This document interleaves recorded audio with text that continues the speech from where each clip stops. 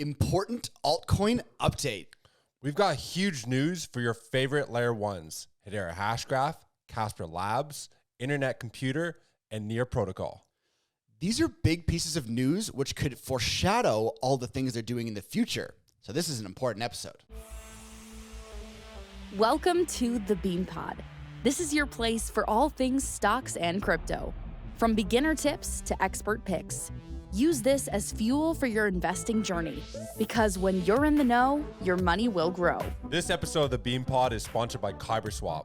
Kyberswap is a DEX and DEX aggregator which is built to facilitate all your DeFi needs in one single platform. Fast, cheap, and safe. User experience is Kyberswap's sole focus to make everyone's life better in DeFi.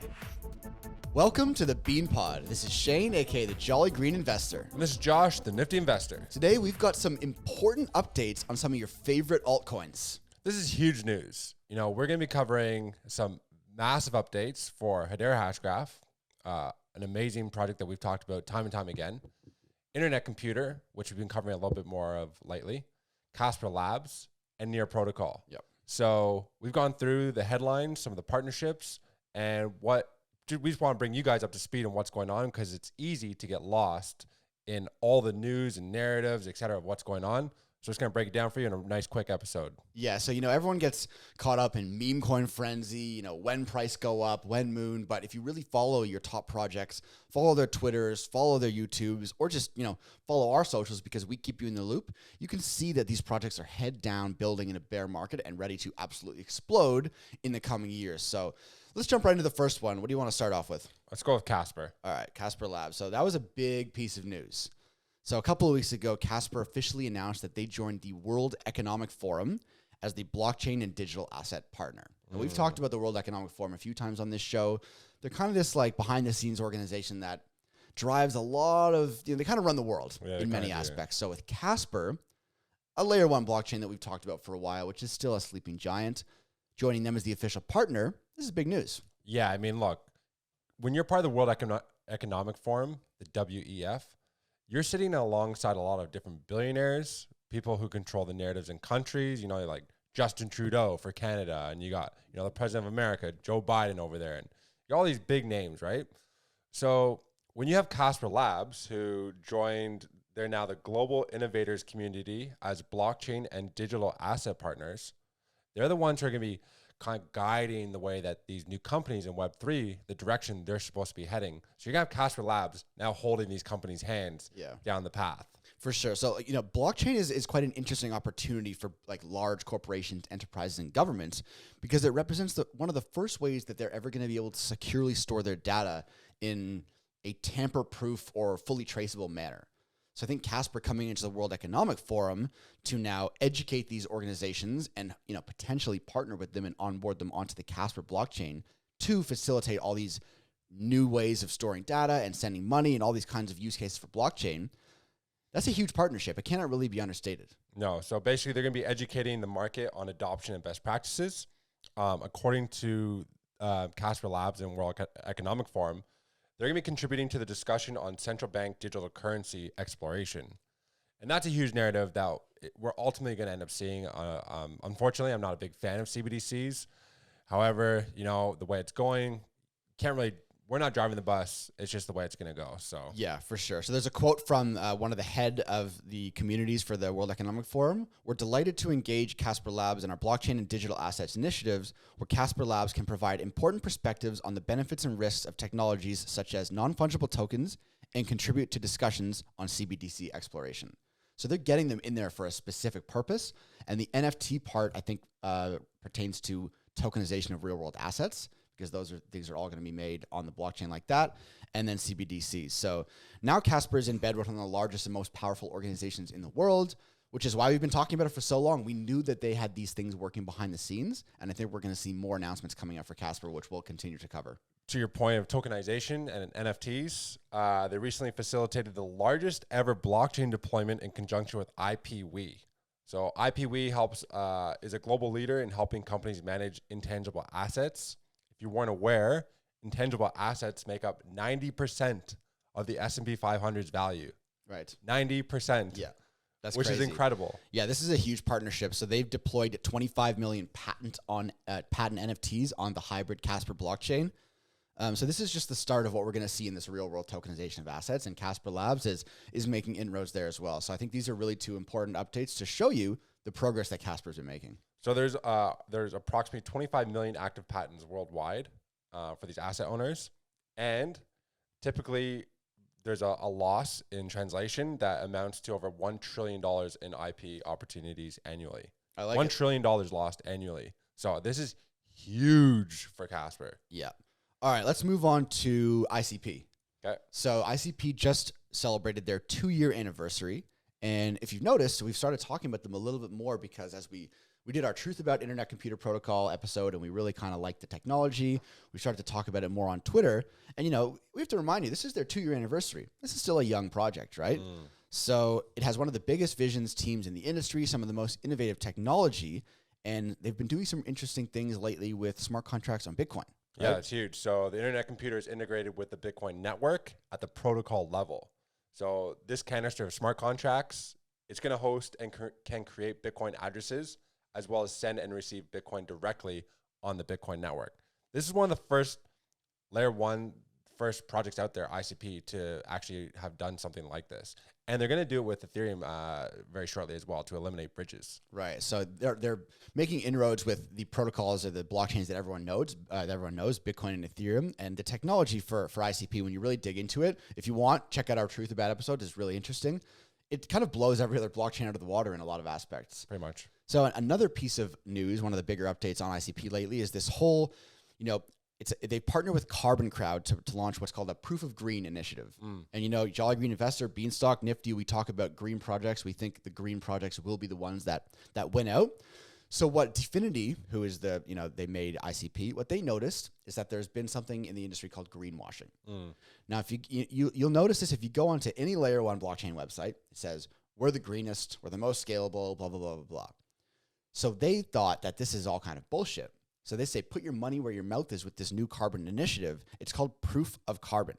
So they've launched this new tools for blockchain where other blockchains can work and basically prove how green or sustainable they are. So it's really going to separate, the men from the boys to get rid of this greenwashing where everyone can just say they're carbon friendly and neutral.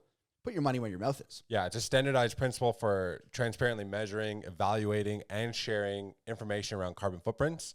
So there's a massive need for this because the European Commission conducted a sweep of tech firms. So they invested their claim about, how green are they actually. It turns out they discovered that 42% of proclamations were falsified.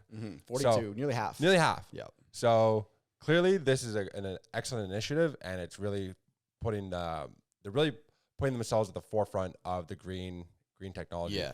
So here's kind of a quote of how it works. So the initiative works by measuring the electricity draw of network devices. The carbon intensity of the electricity used by a device is determined by a number of factors, including the energy sources. Once the carbon emissions have been determined and validated, it will be reported to the relevant parties in this blockchain, and it must be human and machine readable. So it's actually looking at what the business is, how much energy it's using, what kind of energy it's using to power its blockchain, all that kind of stuff.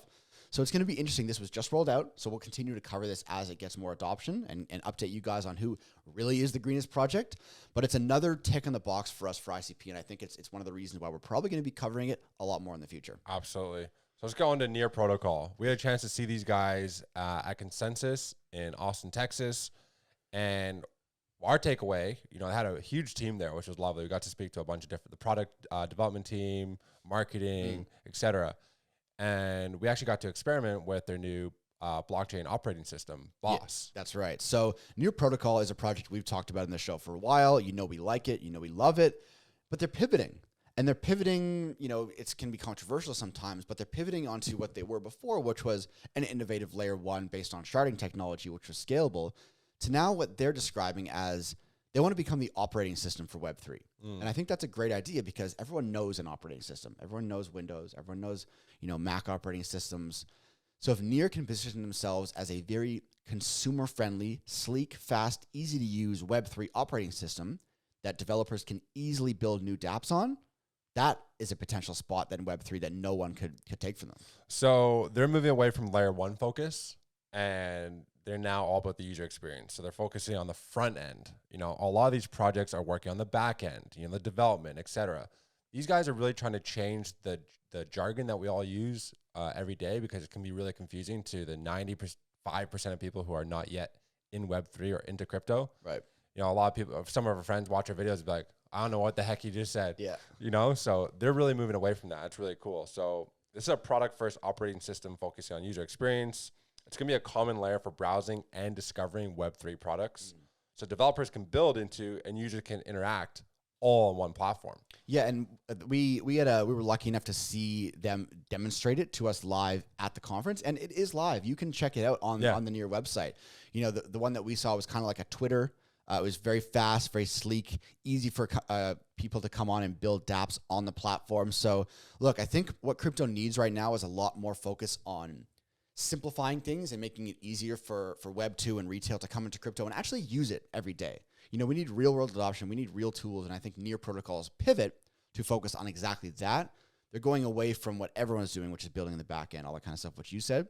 So I think Near protocol has made a nice pivot here, and people really need to take notice of them going forward. Yeah, for sure. So let's go into Hedera Hashgraph here. They've officially passed 8 billion mainnet transactions. They're doing 1,000 TPS. Yep.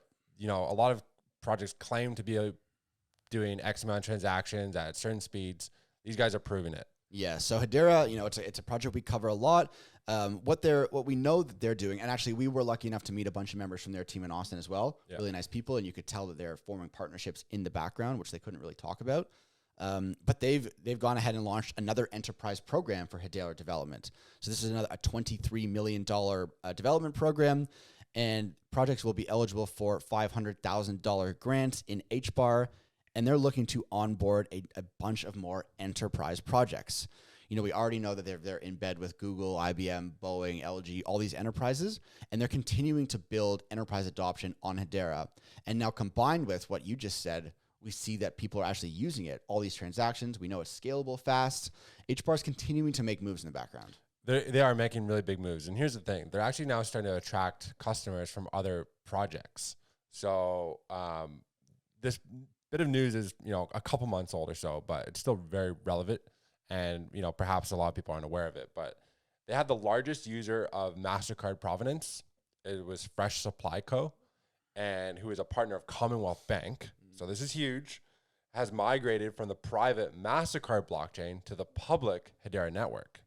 So this move is expected to bring complete transparency and deep verifiable data for financiers by tokenizing assets and events throughout the agri-food supply chain. Yeah. Big. So this is like this is the biggest user of the MasterCard private chain. They've now migrated to Hedera Hashgraph. It's huge. They're making big moves. And, you know, whenever we want to talk about Hedera Hashgraph, I think we always want to mention Otherverse. So this is a metaverse, what we think is going to be the biggest metaverse. It's building on Hedera. And the latest update with Otherverse is their pre-sale is open. So the thing about Otherverse is, you know, it hasn't launched its token yet. And we're always watching for tokens that launch from big projects during a bear market, because they can potentially be the biggest gainers in the next bull market. So with the pre-sale, you get access to metaverse real estate. You get access to a whole bunch of exclusive features in the Otherverse metaverse, like all kinds of different messaging and social features. And you also get access to the UTHX token at pre-sale price. So we'll drop a link in the comments if you want to check out the Otherverse pre-sale. We're personally invested in Otherverse. I think it's going to be a great project. So yeah, and I think it could be one of those projects that ends up bringing mass adoption and highlights Hedera because of its scalability. I think so. I mean, Otherverse has already conducted, like we said, more weddings in their Web 2 version than Decentraland and Mana have combined users. Yeah. So another couple more points on Hedera is they're recognized by the U.S. government for their role in human rights. According to the press release, Hedera has joined 150 companies that share a commitment to advancing democracy. I think it's pretty big to have a Web 3 company making this list, especially when it comes to the US. Yeah, absolutely. So yeah, look, there's some quick hitter updates for some of our favorite projects, probably some of your favorite projects as well. And if there's anything that we missed about any of those 4 top altcoins, let us know in the comments, and we'll do a follow-up episode as well. Hey, make sure you guys tune to the next episode. That one's going to be a banger.